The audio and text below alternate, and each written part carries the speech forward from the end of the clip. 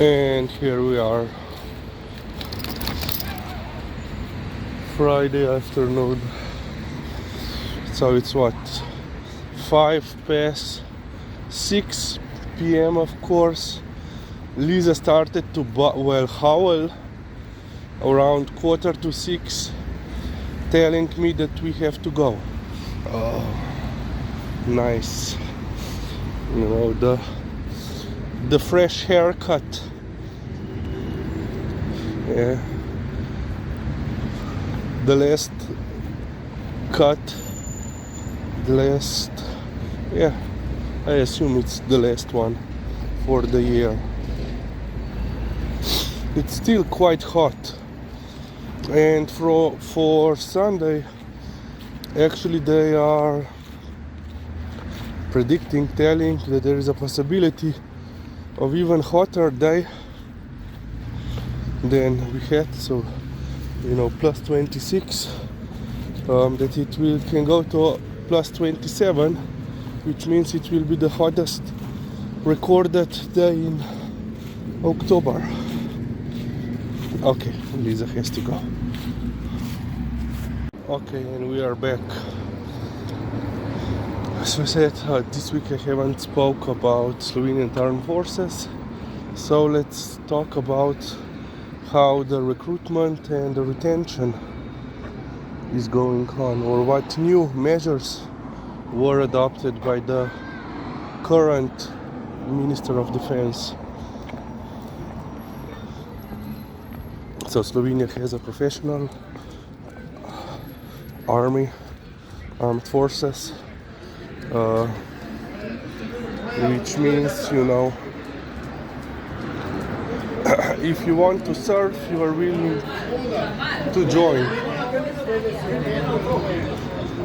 Of course, if you let's say met certain requirements, Lizzie,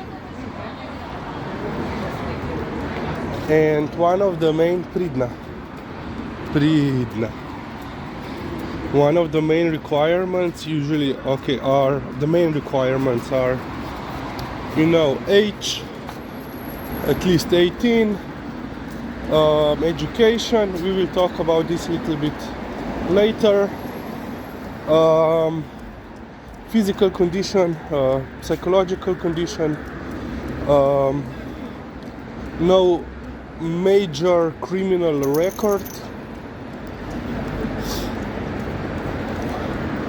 and yeah, under the current minister, they had lowered the required education level from completed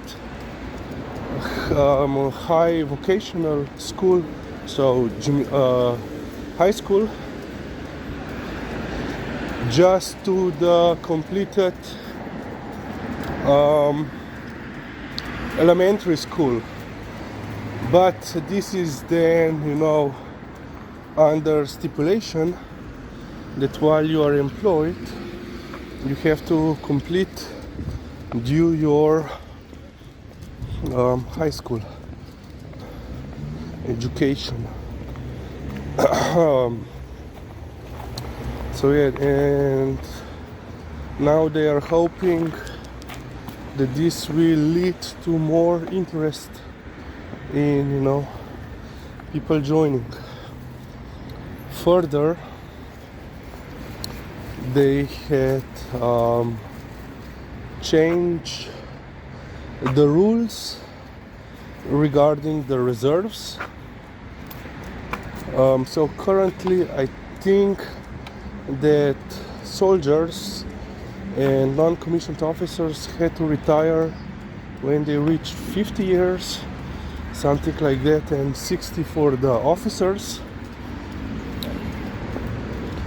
But now they had changed the legislation or rules that those that, you know, had retired they now can directly join the reserves,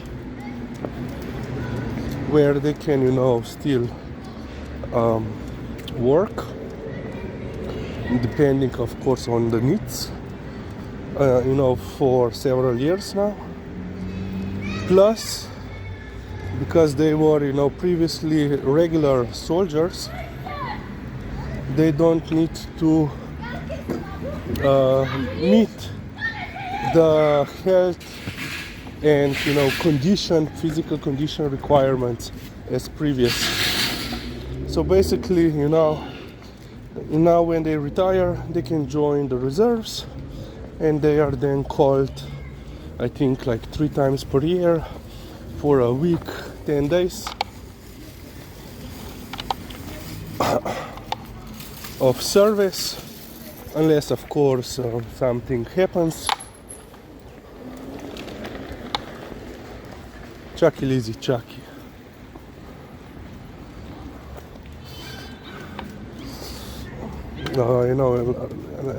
Unless something happens and the reserve is called in.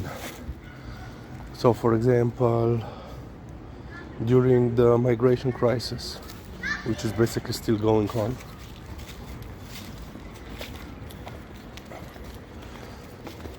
so yeah, basically they did the same principle as in the police force. So when they retire, they automatically will become members of police reserves, and then they can be called up. Ja, kje to stojimo? Yeah. Did they change anything else? Let me think. So yeah, the age stayed the same except for the reserves. The main point was the education level, which I have already mentioned. Yeah, basically that's it. Of course, regarding retention, in last several years, the wages pay of soldiers or military personnel increased significantly. So in, let's say, 20 years ago, public officials, civilians working in MOD like they would,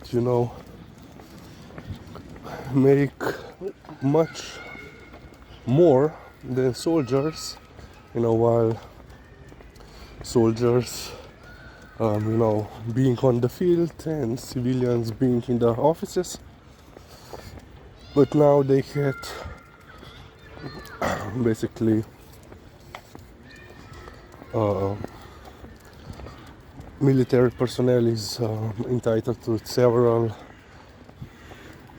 benefits or add-ons to the pay, which increase their net wage significantly. But unfortunately, the interest for serving in the Slovenian armed forces is still quite low. But this is mainly the product of several decades of cultural/political mindset. Why do we need a military? We don't need anything. And then the crisis happens, or let's say the war in Ukraine, and between Ukraine and us it's only Hungary, and now people are a little bit more thoughtful regarding security and defense. Okay, we will end on this point.